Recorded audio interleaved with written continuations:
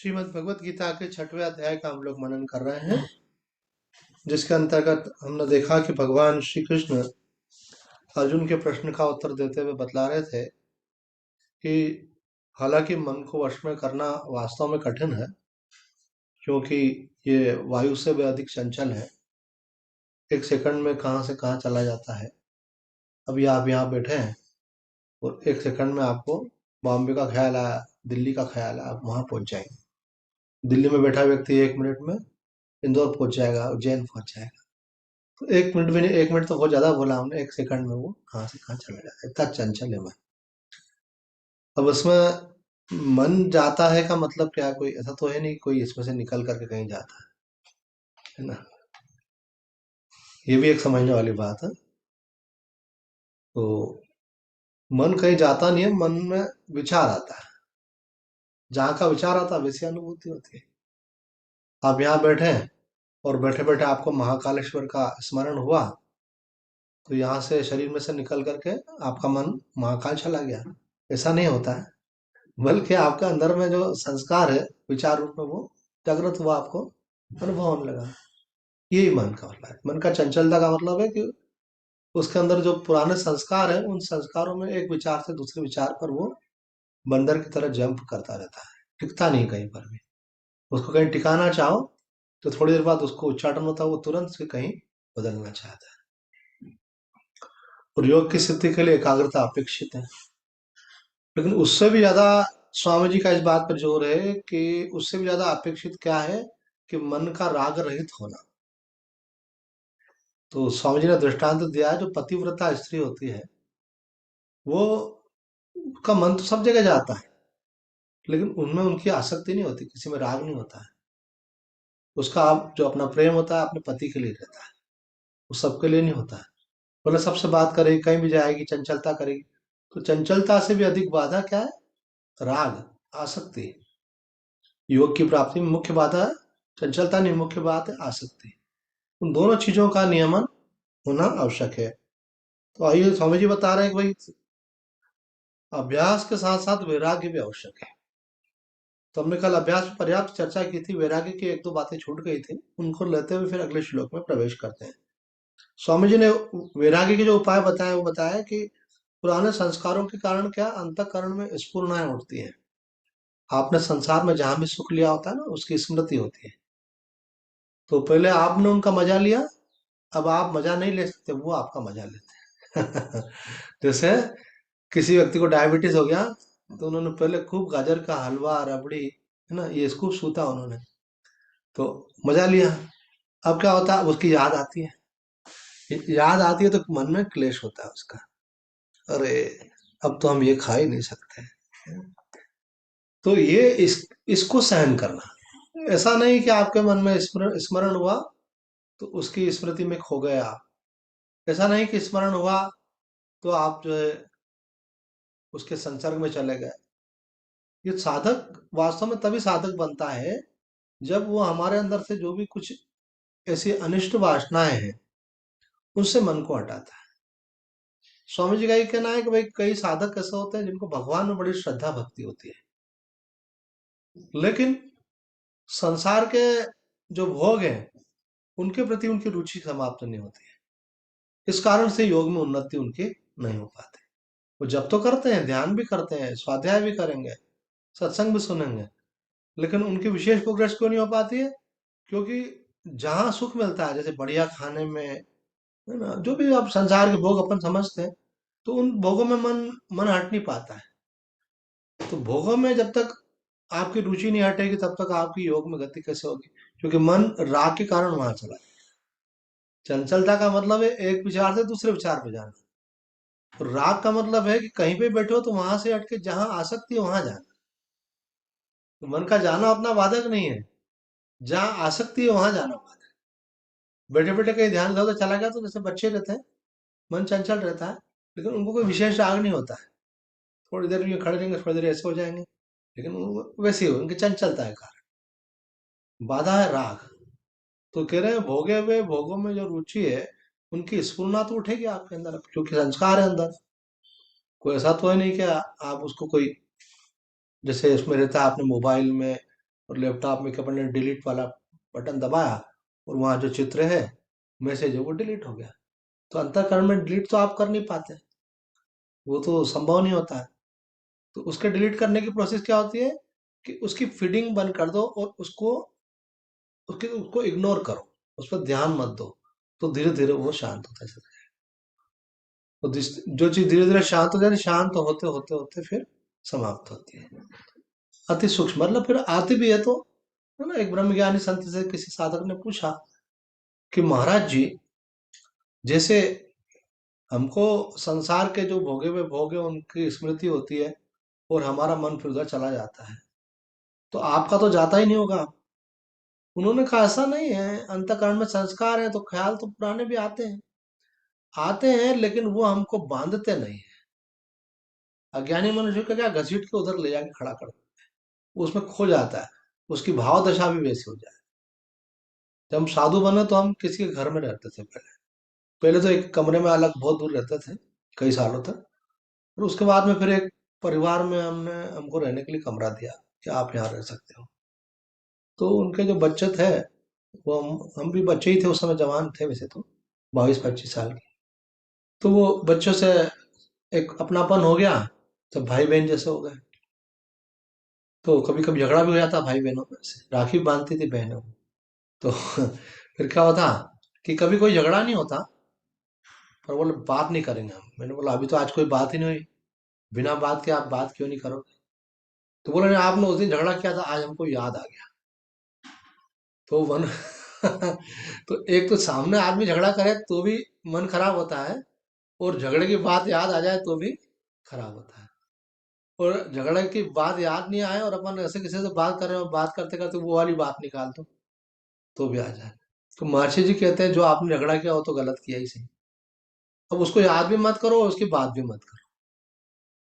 अगर आप अज्ञान के कारण कर्ता भाव में आ गए और आपने अपने को व्यक्ति मान लिया तो ठीक है।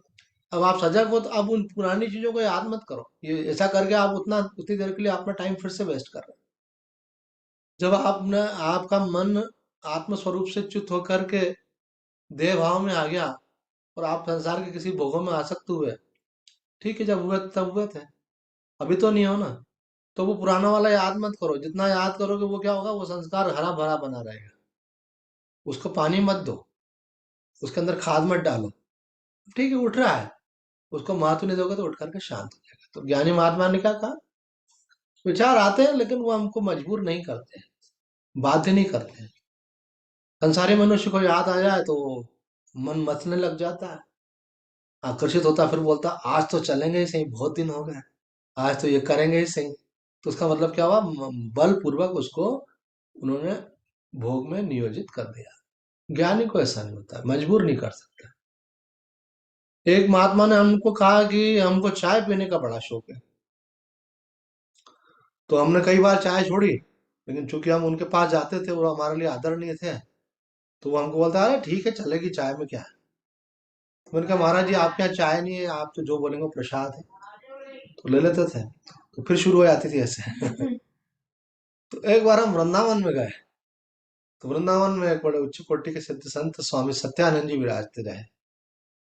उन महाराज जी को मैंने कहा महाराज जी, एक महात्मा जी कह रहे थे कि अच्छा हुआ मेरे गुरु जी ने मुझे चाय पीने के लिए मना नहीं किया।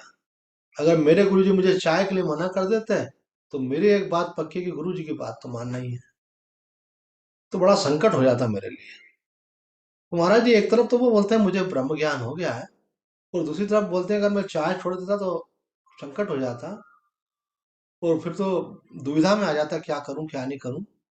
तो उन्होंने कहा भाई देखो हम नहीं जानते कौन महात्मा और किसकी बात कर रहे हो, लेकिन हम ऐसा मानते हैं जिसको ब्रह्म ज्ञान हो गया है उसको मन की कोई वासना मजबूर नहीं कर सकती। अज्ञानी को क्या मजबूर कर देती है।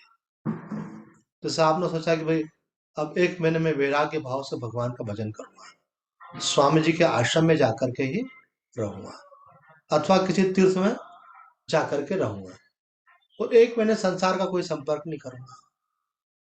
ये बहुत बड़ी उपलब्धि मानी जाती है, अपने आप में हर कोई नहीं कर सकता है। ये जो हमारा बहुत लाडला होता है उसको बोलते हैं, हम सबको नहीं बोल सकते, क्योंकि मालूम है हर कोई करेगा ही नहीं इसको। तो फिर जो थोड़ा शुरुआत करना चाहते हैं बोले 1 महीने का छोड़ो भाई, सप्ताह में 1 सप्ताह कर लो। बोले स्वामी जी अब देखते हैं कब कर पाते हैं। तो हम कहते चलो 1 दिन तो भगवान के नाम दे दो, 1 दिन केवल भगवान के लिए रखो बस, आपके मोह माया का कोई संबंध मत रखो। तो वो एक कभी कभी कभी कार्यक्रम होता है ना से, एक शाम राम के नाम, है ना। उस उस दिन शाम को भगवान का भजन चलता है रात को 1 बजे तक ऐसे। तो हमारे एक साधक बोलते थे आज का दिन स्वामी जी के नाम। तो हमारे आश्रम में आए थे, शनिवार को चलते यहाँ पे सत्संग करके जब हम लौटते तो इस रविवार को चलते हमारे साथ में। और उज्जैन आश्रम में रात को रुकते वहां पे, सुबह हमारे साथ में मॉर्निंग वॉक पे जाते, हमारे साथ ध्यान करते, हमारे साथ सत्संग सुनते, फिर हमारे साथ भोजन करते, फिर हम विश्राम करें वो भी करते, फिर शाम को सत्संग हो वो सुनते। जब हम साधना में बैठ जाते वो भी साधना में बैठ जाते, सुबह और शाम दोनों टाइम पे ऐसे। तो रात को भी रुकते हैं और फिर दूसरे दिन सुबह जाते हैं ऐसे। बोले स्वामी जी 24 घंटे भी 36 घंटे हो गए, 2 रात और 1 दिन। उनका बहुत बढ़िया बात है, उनका आपका संस्कार बन रहा है ऐसे। ऐसे एक महात्मा जी हमारे पास आए थे मुंगेर से, स्वामी सत्यानंद जी महाराज के शिष्य थे वो। बहुत बड़े, बहुत बड़ा योग संस्थान है वहां पर ये। तो वो कहते थे स्वामी जी 1 दिन मेरा, वो भी महात्मा ही थे, कि स्वामी जी 1 दिन मेरा जो है मौन रहता है। तो वो उस दिन वो बातचीत तो करते ही नहीं थे, पर उनका कहना था कि मौन में मैं किसी का चेहरा भी नहीं देखता हूँ। तो मेरी आप ऐसी व्यवस्था रखना कि मैं अटैच डेड बाथ रूम हूँ, मैं बाहर नहीं निकलूंगा ऐसे। तो बस दरवाजा बजा के भोजन बाहर रख दिया उनका, तो दरवाजा खोल के आंखें नीचे रख करके भोजन अंदर उठा लेते थे। भाई 2 बार चाय चाहिए व्यक्ति, चाय पीने वाले को जरूरी, 3 बार कुछ खाने को चाहिए, ब्रेकफास्ट लंच डिनर, 1 बार दूध, बस इतना पर्याप्त होता है। तो वो टाइम ठहरा लिया, खट करके रख दिया। अब खट करने का मतलब ये नहीं कि वो उठाएंगे ही, आपने रख दिया, वो उस समय उठाए, चाहे आधे घंटे से उठाए, चाहे 15 मिनट बाद उठाए, मानो वो ध्यान में बैठे हैं, अपने अपने उसमें बैठे हैं, तो आप उनको डिस्टर्ब मत करो, आपने अपना काम कर दिया, वो रख दिया। खाने का उनका मन ही नहीं है, आपने दोपहर को रख दिया, आप शाम की चाय का टाइम हुआ, आपने देखा रही है क्या, थाली पड़ी हुई है। तो आप उनको ये मत बोले कि स्वामी जी खाना क्यों नहीं खाया, आप थाली ले जाओ, अब चाय का टाइम हो गया, चाय रख दो, शाम को भोजन का समय हुआ है, भोजन रख दो। ये क्या हो गया, मोहन मंदिर वाला ही कार्यक्रम हो गया ऐसा। तो साधकों को ऐसा करना पड़ता है अगर जल्दी आगे बढ़ना है तो। क्योंकि क्या होता है कि मन को थोड़ी देर के लिए रोकना तो सरल होता है, लेकिन आप 24 घंटे के लिए रोक रहे हैं आप, ये तो सतत साधना का भाव बना। राजन दास जी महाराज ने कहा है कि आज 24 घंटे में भगवान का दर्शन कर सकते हो, लेकिन उसके लिए आपका जब 1 सेकंड के लिए भी रुकना नहीं चाहिए, निरंतर प्रभु स्मृति बनी रहना चाहिए। तो उसमें क्या रात को तमोगुण आ जाता है, उसमें नींद में चला जाता है आदमी। और वैसे तो साधारण मनुष्य तो दिन भर भी नहीं बैठ पाता, उसमें बीच बीच में मन खूब चलेगा। और उसमें उन्होंने कहा है कि वो खाने पीने की वैसी स्थिति करनी पड़ती है उसके अंदर, कि वो उस 24 घंटे में आपको कुछ खाना भी नहीं है और शौच आदि भी नहीं जाना है 24 घंटे के लिए। तो उसकी तैयारी फिर 1 दिन पहले से करना पड़ती है, अगर पेट में अन्न होगा तो जाना पड़ेगा। तो वो सब से निवृत्त होने के बाद और नया लेना नहीं है आपको, तो 1 दिन पहले से पूरी तैयारी करनी पड़ती है। चलो वो तो कठिन अनुष्ठान है, पर अभी वो सब सहज क्रियाएं भले होती रहे आपकी, पर निरंतर आपका प्रभु का स्मरण बना रहे, ऐसा 1 दिन तो दे सकते हैं अपन। तो बोले हर सप्ताह तो नहीं दे सकते स्वामी जी। तो बोले कोई बात नहीं, 15 दिन में, और कमजोर हो तो फिर 1 महीने में। और बोले वो भी नहीं हो सकता तो फिर काय के साधक हो गया। बोले स्वामी जी हमको तो क्या है, हम आपके जैसे साधु थोड़ी हैं, तो हम तो गृहस्थ हैं, ऐसा कई लोग बोलते हैं। मैंने कहा अच्छा गृहस्थ रहने में कोई बात नहीं है, ग्रस्त मत हो। ग्रस्त का मतलब सफरर। मैंने कहा इतनी क्या है गुलामी किसी की भी, थोड़ा अपना स्वातंत्र जगाओ। बोले स्वामी जी आप तो भड़का रहे हो। मैंने कहा "हाँ, भड़का रहे हैं समझ लो आप, भगवान की तरफ जाने के लिए भड़का रहे हैं। अपना स्वातंत्र जगाओ, आपका भी अधिकार है कि 1 दिन आप अपने लिए रख सकते हो, ऐसा कुछ नहीं है। आप खुद ही कमजोर पड़ जाते हो, डरते हैं कई लोग, अरे वो वो दूसरे क्या सोचेंगे, नाराज तो नहीं हो जाएंगे, ऐसा तो नहीं हो जाएगा, वैसा तो नहीं हो जाएगा। मेरे कुछ नहीं होगा, भगवान की शक्ति आपके साथ है ना। अगर ऐसा सोचे तो हम साधु नहीं बन पाते, कि किसको क्या लगेगा, उसको क्या लगेगा, है ना, भोजन का क्या होगा, रहने का क्या होगा। तो मैंने कहा पूरे मत बनो, एक दिन के तो साधु बनो, है ना। उसमें भी कहीं जाना नहीं है आपको, फिर पेड़ के नीचे जाके नहीं बैठना, अपने घर के एक कमरे में बैठे हुआ। तो आज मेरा एक दिन का मौन है। तो जिनके लिए आप 29 दिन गुलामी कर रहे हो, एक दिन उनका भी कर्तव्य बनता है कि एक दिन आपके मन के अनुसार आपको छूट दे। और नहीं दे तो ऐसी की तैसी उनकी, आप जबरदस्ती करो अपना। जो चीज प्यार से हो तो प्यार से, और नहीं तो फिर तकरार से, ऐसे। पर साधक के अंदर ये चीज होना चाहिए। फिर आपको एक दिन कर पाओगे तो आपको हम बोलेंगे 3 दिन तक बढ़ो। अगर आप घर में नहीं कर सकते तो हम बोलेंगे आप तीर्थ में जाके करो। आसपास कोई आश्रम हो, जो भी निकटतम हो, वहां आपको मिल जाए कमरा, हमको ये व्यवस्था चाहिए, ऐसे। हम लोगों ने तो अपने आश्रम में हमेशा व्यवस्था रखी है ऐसी कि कोई भी कभी आके रह सकता है, कि भाई रहो। इसी के लिए हमने तो ये भी कहा कि कभी भी आओ आओ, चाबी तक दे देंगे आपको, आपने ताला खोला आकर के आश्रम में प्रवेश हो गया, बैठो का जैसे। तो साधक को इंटेंसिव साधना तो करनी पड़ती है, एक बार तो आपको पूरा मन परमात्मा को देना पड़ता है। हमने एक अच्छे महात्मा जी के साथ एक सिद्ध संत के पास ओंकारेश्वर में गए। वो सिद्ध संत का नाम था स्वामी रामानंद जी महाराज। स्वामी रामानंद जी सरस्वती और मार्कंडेय संन्यास आश्रम के प्रमुख। तो उन स्वामी जी के पास जब गए तो महात्मा जी ने कहा कि बहुत बड़े सिद्ध संत हैं, इनसे आप कोई प्रश्न पूछो, जिज्ञासा करोगे तो महाराज जी कुछ मार्गदर्शन करेंगे। ये तपस्वी भी हैं, विद्वान भी हैं, और अनुभूति संपन्न भी है। 3 चीजें एक साथ होने वाली कठिन होती है। कई लोग विद्वान होते तो प्रवचन ही करते रहते हैं ऐसे, दूसरे को समझाते हैं, लेकिन उनको अपने मन को समझाना मुश्किल हो जाता है। ऐसा। लेकिन वो ऐसे नहीं थे, वो तपस्वी भी थे, उन्होंने अपने मन को मारा था, एकांत में रह के खूब हिमालय में रह के खूब तपस्या करी। और फिर इतना ही नहीं था, उनकी तपस्या भलीभूत भी हो गई। भगवती कृपा से उनको, गुरु कृपा से उनको अपने ब्रह्म स्वरूप का साक्षात्कार भी हो गया। तो वो दिन थे जब हम निरंतर अनुष्ठान करते थे, एक के बाद दूसरा, दूसरे के बाद तीसरा। तो हमने कहा चलो यही महाराज जी से कुछ अलग अलग ग्रंथों से पढ़ के अपन ने पता लगाया है। मैंने कहा महाराज जी अनुष्ठान के क्या नियम है? तो बोले अनुष्ठान के यह नियम है कि सबसे पहले यम का पालन करो। तो नहीं तो बाकी नियमों का पालन करने से कोई उतना महत्व नहीं। तो यम का मतलब होता है सत्य, अहिंसा, ब्रह्मचर्य, अस्तेय, अपरिग्रह। तो अपरिग्रह में उन्होंने बोला कि आश्रम, अपरिग्रह में क्या होता है, आपको आश्रम चलाना है, तो आश्रम में कोई झाड़ू लगाने के लिए बहन माता आ रही है, तो उसको देने के लिए आपको 100 रुपये उसको देने पड़ेंगे, जो भी का होता होगा, बनता होगा। महीने भर में जो भी 1000 रुपये बनता होगा देना होगा उसको ऐसे। तो आपको पैसे रखने पड़ेंगे, तभी तो आप करवा सकते हो काम किसी से। तो हमने कहा कि परिग्रह मतलब अपनी आवश्यकता जितना तो रखेगा व्यक्ति, बोलो नहीं। इनका आश्रम चलाने जितना, बोले वो भी नहीं। बोले ये जितने दिन का ये आपका विशेष अनुष्ठान काल रहे, उतने दिन के लिए आप वो सारे किसी को दे दो, आप जानो और आपका काम जाने। चलाओ तो, नहीं चलाओ तो, आप अपने को अलग कर लो, आपकी वृत्ति उसमें नहीं जाना चाहिए। तो उससे मुझे एक बात समझ में आई कि पहले अपन स्वामी जी का शब्द से पालन नहीं कर पा रहे हो, लेकिन अपने व्यवहारों को अपने को समेटना बहुत आवश्यक है, इसीलिए ये सब अनुष्ठान होते हैं।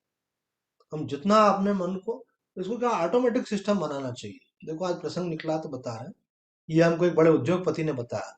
उनके 8-10 फैक्ट्रियां थी, तो एक बार वो हमारे साथ चले तो 3 फैक्ट्रियों में होते गए अलग अलग शहर से। पहले इस शहर में गए जहाँ अपन रहते हैं, फिर यहाँ से देवास गए, फिर देवास से वो हमारे साथ उज्जैन चले, उज्जैन से बोले हम फिर और नागदा जा रहे हैं। तो बोले कि हम एक बार निकलते तो 7-8 फैक्ट्रियां चलते, उनका ड्राइवर चला रहा था, मजे से बैठे थे। उनका आप थकते नहीं? बोला नहीं थके, काय को, हम अपना मस्ती में बैठते। तो मैंने कहा आप क्यों जाते फैक्ट्री में? बोले काम करने, वहां वहां जो है हमने व्यक्ति रखे हुए काम करते हैं, उनके ऊपर नजर रखने वाला भी रखा, नजर रखने वाले के ऊपर भी नजर रखने वाला रखा हुआ है, सब कर रखा है हमने। ऐसा रहता है ना, मैनेजर और डायरेक्टर सब बनाते हैं, वो सब रखा हुआ है। हम जाकर केवल ऑफिस में बैठते हैं, वो हमको सारी रिपोर्टिंग करते हैं, और उनको मालूम होता है कि हम कभी कभी आ सकते हैं। वो दिन भी फिक्स नहीं रखते, हम कभी कभी आ सकते हैं, तो इसके लिए वो हमेशा सतर्क रहते हैं। जाओ नहीं तो फिर मनमानी होती है। बस एक नजर डाल के आया था वैसे। तो साधक जो है उसको अपने काम ऐसे कर देना चाहिए उस सब चीजों के लिए कि ऑटोमेटिक होता रहे। हम इतने साल तक उज्जैन में रहकर साधना करते थे, तो एक महिला को एक बड़ी अच्छी बात लगी, मेरे लिए तो सामान्य बात थी। हमने दूध वालों को कहा था कि हमको आप डिस्टर्ब नहीं करोगे, हम योगा कर रहे हो कि हम ध्यान कर रहे हो कि पूजा कर रहे हो, आप आओ, ये थैली दरवाजे पर टंगी रहेगी, इसमें दूध डाल जाएगा। सब्जी वाले को बोला हुआ था कि हम आप आवाज दोगे हम आगे तो ठीक है, नहीं तो हमारी सब्जियां फिक्स है, 2 सब्जी टमाटर और सलाद, ये तुम जो है थैले में डाल दिया करो। पैसे सप्ताह के सप्ताह आराम से ले लो, महीने के महीने ले लो, चाहे एडवांस ले लो, वो कोई बात नहीं, पर हमारे को डिस्टर्ब नहीं करोगे। बोलो नहीं गुरु जी बिल्कुल नहीं करेंगे ऐसे। किराने वाले को बोला था कि मोबाइल पे हम व्हाट्सअप मैसेज कर देंगे जिस सामान का, वो सामान आकर के हमारे घर चुपचाप रख के जाओ, निर्धारित जगह पे, डिस्टर्ब नहीं करना। तो किसी से भी ज्यादा व्यवहार नहीं, बस, ज्यादा बातचीत नहीं। तो एकांत साधना तो ऐसे ही होते हैं ना, ऐसे। तो ये केवल साधुओं को ही अधिकार, ऐसा नहीं, इसका मतलब साधक। वस्त्र पहन लिए साधु हो गए उल्टू अलग बात है, लेकिन जो भी साधक है उसको, सबको इस प्रकार से अपने व्यवहारों को समेटते जाना चाहिए। तो एक नियम तो बना ही लेना चाहिए। कौन सा वाला? कि 24 घंटे में से कुछ समय अपन मौन रहे, कोई भी समय निर्धारित कर लो, है ना? कि ये इतनी देर के लिए मौन रहेंगे, आप जितना रह सकते हो, है ना? कई महात्माओं का रहता है कि सुबह उठने के बाद इतने घंटे तक किसी से बात नहीं करेंगे, अपनी पूजा पाठ नियम करेंगे, उसके बाद ही किसी से बात करेंगे। तो कोई 9 बजे तक बात नहीं करते हैं, कई लोग 12 बजे तक बात नहीं करते हैं। जल्दी उठ गए तो 9 पर्याप्त होता है, देर से उठने वालों के लिए फिर 12 बजे तक भी कर सकते हैं। अब जो अपना बाकी लोगों का रहता है, मैं 10 बजे किसी को ऑफिस निकलना तो 10 बजे तक का कर लिया, ऐसे। कुछ लोग बोलते हैं, इतना तो नहीं, हम 1 घंटे का कर सकते। तो विमला विमला ठकार ने एक बात बहुत अच्छी कही है, बहुत उच्च कोटि की सिद्ध संत हुई, माउंट आबू की। वो कहती थी कि रात को सोने के 1 घंटा पहले आपने मौन रख लिया, सुबह उठने के बाद 1 घंटा मौन रख लिया, तो कितने घंटे हो गए? 2 घंटे। बोले 2 घंटे नहीं हुए, जो आप बीच में 6-7 घंटे सो गए, वो भी उस मौन में इंक्लूड हो जाएंगे आपके, क्योंकि आप मौन के संकल्प के साथ सोए हो कि बोलना नहीं है, तो वो आपके अवचेतन में चला गया। और जो आप उठ कर के 1 घंटा नहीं बोलोगे तो उसकी निरंतरता फिर और बन जाएगी ऐसे। तो अगर कोई बोले, हम कमजोर लोगों के लिए बोल देते हैं, हमको बोलने का मन नहीं होता है, पर हम बोल देते हैं कि कैसे भी आदमी प्रवेश तो करे।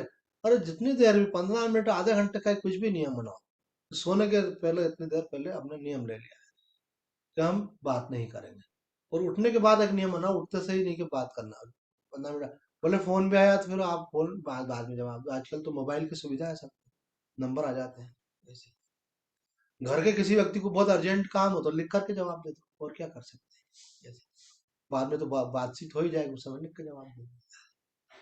तो ये एक प्रकार के मौन एक तपस्या है, अंतर्मुख होने की। अब मौन पे कहाँ से चले गए हमको नहीं मालूम, कहाँ चल रहे थे, नहीं, क्योंकि यहाँ वैराग्य का प्रसंग है, तो वैराग्य के अंतर्गत ये सब चीजें आती है, इस मन को संसार से हटाना। स्वामी जी कह रहे पुराने संस्कारों के कारण स्फूर्णा तो होगी, लेकिन उस स्फूर्णा के होने पर उसकी उपेक्षा कर दे, उसका चिंतन नहीं करे, उसके साथ बहे नहीं, जुड़ना नहीं है। ना आदमी बैठे बैठे बैठे बह जाता है ना? किसी आप कमरे में टीवी लगा, सीसीटीवी कैमरा लगा दो, तो आप और दूसरे का फुटेज मत देखो, खुद के ही फुटेज देखो, है ना? कि करते क्या हो आप। तो कई लोग बैठे बैठे क्या मुस्कुराते हैं, कभी कभी बैठे बैठे टेंशन में आते हैं, कभी कभी बैठे बैठे बोर होते हैं। तो उनको बोला आप तो ऐसे हो रहे थे। एक व्यक्ति स्कूटर चला रहा था, तो स्कूटर चलाते वो ऐसे बड़े तरह तरह के मुंह बना रहा। मैंने बोला कि तुम क्या करते क्या हो? बोले कुछ भी तो नहीं करता हूँ। तो मैंने कहा ऐसा से क्यों करते हो? उसके दिमाग में जो विचार चलते थे उसके अनुसार उसके चेहरे के एक्सप्रेशन बदलते हैं ऐसे। तो मैंने बोला कभी तुम अपना चेहरा देखो तो तुम ही घबरा जाओगे, ऐसा ऐसे करते हो। तो साधक को सावधान रहना चाहिए। सजग, सजगता का मतलब क्या होता है?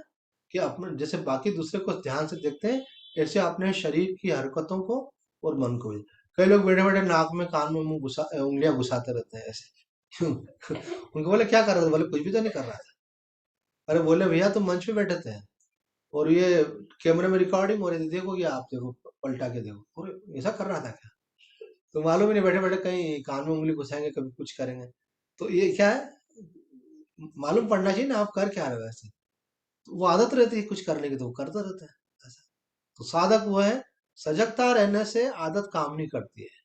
आदत जो हमेशा बेहोशी में काम करती है। जेब में हाथ गया, डब्बी निकाली, हाथ पे तंबाकू रखा, चूना लगा और रगड़ने लग गए, मालूम ही नहीं कब शुरू कर दिया ऐसा, है ना? ये दिमाग भी काम नहीं करता, बिना दिमाग के उपयोग के वो काम शुरू हो जाता है, क्योंकि आदत है। फट फट करा और मुंह में डाल दिया। बोले क्या कर रहा हूँ? बोले क्या, मेरे को तो ध्यान ही नहीं क्या कर रहा हूँ। तो रोज का काम है उनका। बीड़ी सिगरेट पीने वाला मालूम ही नहीं पड़ता, जेब में हाथ डाला, उनका पैकेट निकाला और लगाया मुंह से, शुरू हो गया ऐसे। उनको बोले आदत है आपको। बोले नहीं, वो तो जब चाहो छोड़ दूंगा ऐसे। तो छोड़ दो ना, बोले वो तो अभी छोड़ना नहीं चाहता।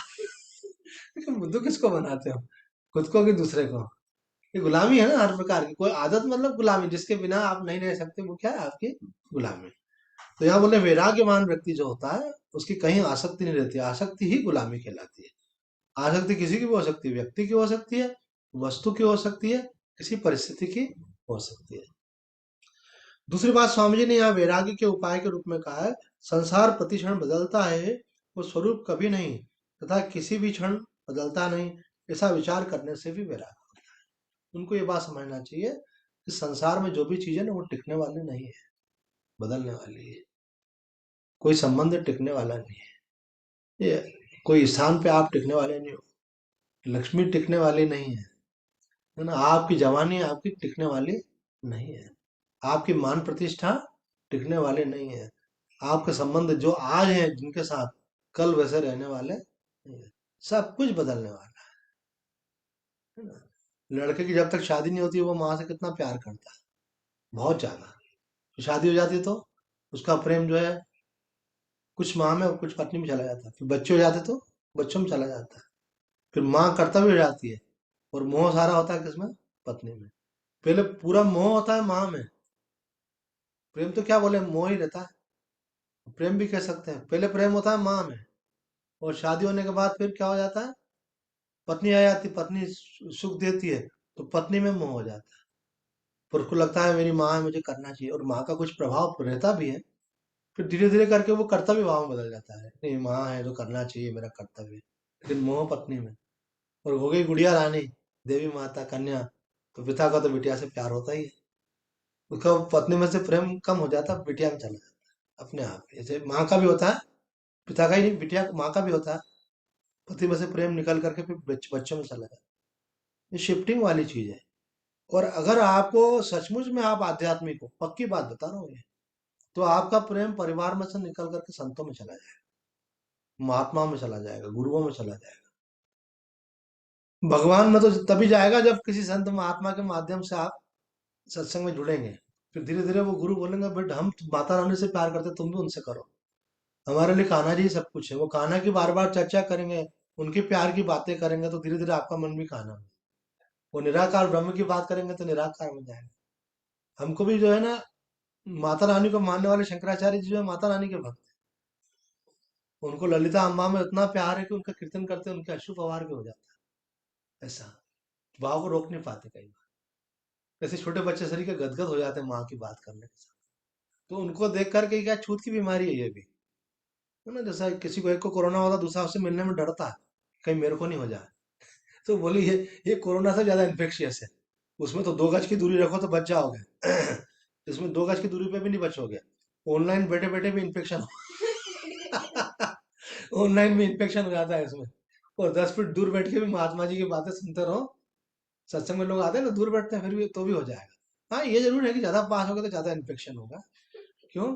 फिर वाइब्रेशन भी मिलते हैं ज्यादा ऐसे, ऑनलाइन में वाइब्रेशन नहीं मिलते, केवल विचार मिलते हैं हमें, भाव की तरंगे आपके अंदर से जागृत होती है। तो यहाँ कह रहे हैं कि वैराग्य की प्राप्ति के लिए समझना चाहिए कि संसार बदलता है, इसलिए कौन नहीं बदलता? भगवान नहीं बदलते, इसलिए भगवान को पकड़ो, वो तो धोखा हो जाएगा आपके साथ। आदमी बहुत टाइम का, बहुत एनर्जी का, बहुत इमोशंस का इन्वेस्ट जब किसी पे कर देता है ना, दिन रात उनके गुणगान गाता है, उनकी प्रशंसा करता है, उनके मुंह में रहता है, वो बाद में जब वो हाथ में से खसकते हैं ना बहुत तकलीफ होती है। बोले नहीं हमको तो पहले ही मालूम था, ये तो होता ही है ऐसा। मालूम था तो इतने चिपके हुए क्यों था भैया? आदमी को आदमी को खुद को ही मालूम नहीं है कि उसकी मन की स्थिति क्या है, वो ओवर कॉन्फिडेंस में ज्यादा जीता है ना? एक महिला को हमारे गुरु जी स्वामी कृष्णानंद जी महाराज ने कहा, उनको दिखा ऐसे ध्यान में कि इनके पति की मृत्यु होने वाली है, तो स्वामी जी को ऐसे दिखता था, मतलब वो होने वाला था वही दिखता था। तो वो महिला रहती थी लखनऊ में, तो स्वामी जी ने जाकर के उनको बोला ऐसा कि देखो संसार नश्वर है। बोले हाँ स्वामी जी क्या है, जो कल था वो आज नहीं है, जो आज है वो कल नहीं रहेगा। बोले स्वामी जी से एक कदम आगे चलो। तो स्वामी जी ने कहा बराबर में चलो, जल्दी जल्दी आगे क्यों जा रहे हो? हमने बोला नश्वर है तो तुमने परिभाषा भी कर दी। तो बोला स्वामी जी जो सही बात है वो बोलने में आती है। मैंने कहा हाँ ठीक। तो बोले कभी भी कोई भी चीज छूट सकती। बोले वो तो है ही, अपना है क्या स्वामी जी, क्या लेके आए थे क्या लेके जाएंगे, यही तो गीता बताते हो। मतलब ज्ञानी तो इतने मिलेंगे आपको, पूछो पूछो मत है। उपदेश देना है, हमारी माता जी कहती थी पर उपदेश कुशल बहुत दे रहे। बोले स्वामी लोग भी उपदेश नहीं करते हैं, नहीं भगत लोग ज्यादा उपदेश करते हैं, बल्कि स्वामी लोग तो केवल मंच पे करते हैं। इनका दिन भर चलता रहता है, दूसरों को समझाइश देते रहेंगे, खुद बोले उस पर चलने के लिए चला। तो स्वामी जी ने कहा कि भाई जैसे आप मानो तुम्हारी शादी हो गई, तो ये तो संयोग की बात है, अब इनका आपका संबंध जो है वो सदा के लिए तो है ही नहीं। बोले स्वामी जी सदा के लिए कुछ भी नहीं है, अपना शरीर ही नहीं है, तो फिर क्या। बोले हाँ वही हम कह रहे हैं, तो आज नहीं कल कभी तुम भी मर सकती हो, ये भी मर सकते हैं। बोले वो तो स्वामी जी हमारे लिए तो मरे हुए ही हैं, क्योंकि हमने मन से छोड़ दिया, मतलब हमारे लिए तो खत्म हो गया। बोले कल से कभी घटना ऐसी हो भी सकती है ना, कि इनका शरीर छूट जाए। तो बोले वो तो छूटेगा ही नहीं स्वामी जी, इसमें दुख की को सोचने की क्या बात है ना, कोई अमर तो है नहीं है, कोई पत्थर के बने हुए तो है नहीं, कोई स्टील बॉडी तो है नहीं मरेंगे। और स्वामी जी का तो बहुत फाट चल रही है ज्ञान में भी। तो उन्होंने कहा कि शायद थोड़ा हो सकता है इसको असर ज्यादा हो। तो बोले आप सुनो थोड़ा कुछ हम तुमको कहना चाहते थे। बोले अब कह तो रहे हो आप, बोले नहीं अब तुम थोड़ा पर्सनली भी कुछ कहना चाहते हो। बोले वो समझते थे कि सत्संग चल रहा है ऐसे। तो बोले पर्सनली ये कहना चाहते थे कि अब तुमको अपने मन को तैयार कर लेना चाहिए, क्योंकि वो समय आ गया है, तो तुमको इनको विदाई देना पड़ेगी। बोले क्या बात कर रहे हो स्वामी जी? एकदम से उसका चेहरा बदल गया, और उसके बाद थोड़ी देर बाद तो वो महिला बेहोश ही हो गई। अब वो पति तो वो बाद में गए, वो महिला पहले बेहोश हो गई, और उस कुछ दिन उनको मैनेज करना मुश्किल पड़ गया। फिर स्वामी जी ने हमको बताया कभी मालूम नहीं पड़ा तो बताया मत करो किसी को, जितना बताने से उनका हित होता उतना ही बताओ, है ना। जितना बताने से समस्या हो जाती। हम एक बार ऐसी गलती कर चुके किसी के साथ, हमने बता दिया तो फिर बहुत कोहराम मच गया, फिर उनसे संबंध भी खराब हो गया, उन लोगों ने विड्रॉ कर लिया। एक लड़के के लिए दिखा कि इसकी पत्नी की डेथ हो जाएगी, तो ये शादी करने जा रहा था। मैंने कहा ये शादी करेगा, एक महीने बाद इसकी पत्नी की डेथ हो जाएगी। तो हमने बोला कि तुम, कुछ महीने बाद ऐसा आया था, तो हमने उसको, उसके भाई को बोला अभी कुछ महीने रुक जाओ, शादी मत करो। तो बोले क्यों, तो हम बता नहीं रहे थे। तो बहुत आग्रह किया, बता दिया, तो उसका बहुत गलत प्रभाव पड़ा। वो कहानी पूरी लंबी हो जाएगी, सत्संग में ज्ञान की बातें करें। तो कहने का अभिप्राय ये है कि ये जो बात कही जाती है ना, इसका मतलब यही है कि आप, संसार बदलता है उसमें किसी के प्रति विशेष भाव मत रखो। विशेष का मतलब ये मोह होता है। आप थोड़ा विचार करके देखो, जैसा प्रेम आपको एक के साथ है वैसे ही दूसरे के साथ भी है क्या? तब तो सामान्य है। और अगर एक के प्रति विशेष है, उसका गुणगान करते हो, उसको याद करते हो, उसके मोह में पड़े हो, तो तो स्वामी जी कहते हैं जो आपको आज प्रिय लग रहा है कल वही आपको रुलाएगा। रुलाने की ताकत किसमें होती है? जिसमें मोह होता है। बाकी व्यक्ति के साथ कुछ हो तो आपको थोड़ी फर्क पड़ेगा, उसके साथ कुछ होगा तो उसका बुरा बोलना भी आपको बहुत खराब लगेगा, उसके कटु वचन भी बहुत असर करेगा, उससे दूरी भी सहन नहीं होगी। तो आपको, वो क्यों होता है? मोह के कारण। तो आप जब तक संसार के मोह में हो, भगवान के साथ आपका केवल औपचारिक संबंध चल रहा है। आपका हृदय का संबंध कब बनेगा? क्योंकि ये बात स्वामी वृंदावन वाले स्वामी जो दिव्य चक्षु स्वामी शरणानंद जी महाराज, उन्होंने कहा कि ऐसा हो ही नहीं सकता है कि आपका भगवान में प्रेम हो जाए और संसार से भी प्रेम बना। फिर भगवान में भी आपको अनुभूति होने के बाद भगवान के नाते सब में समान प्रेम हो जाए, लेकिन उसके पहले तो आपका मन केवल भगवान में ही रहे। बाकी के साथ बहुत प्रेम पूर्ण रहेंगे, आप बहुत अच्छा व्यवहार करेंगे, लेकिन अंदर से कहीं अटैचमेंट नहीं रहेगा। प्रेम हो तो श्री हरि से प्रेम होना चाहिए। भजन में कहा है प्रेम हो तो श्री हरि से प्रेम होना चाहिए, जो बने संसार के प्रेमी उनको रोना चाहिए। उनको रोना चाहिए, अरे हमारा मन कहाँ फंस गया। तो याद आए तो क्या करना चाहिए? स्वामी जी ने बोला वहां से ध्यान हटा लेना चाहिए। याद आती है कि नहीं आती है मालूम कब पड़ता है? जब आप सोने जाते हो तो किसकी याद आती है? उस समय सब तरफ से फ्री होता है ना, जिसकी याद आए मतलब मोह उसका है। और याद कब आती है? जब आप ध्यान करते हो, जब ध्यान में बिल्कुल शांत हो जाओ, कोई संकल्प नहीं करो, तो उस समय जो आपके अंदर सबकॉन्शियस में गहरा संस्कार होगा वो उठ करके ऊपर आ जाएगा।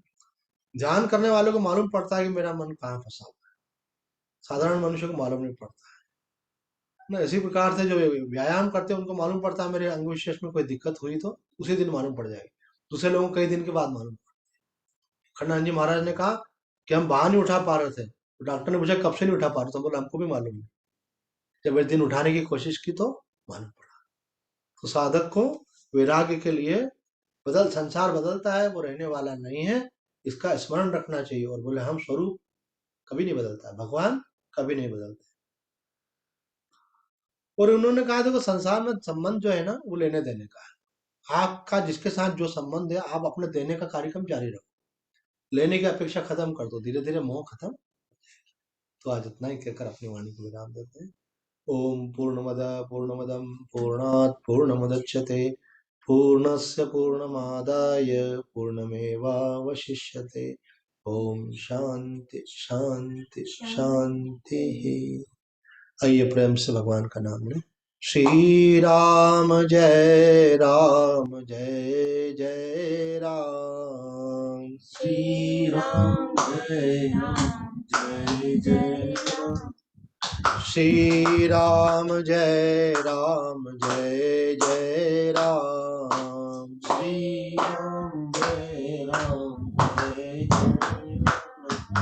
श्री राम जय जय राम। श्री राम जय जय राम।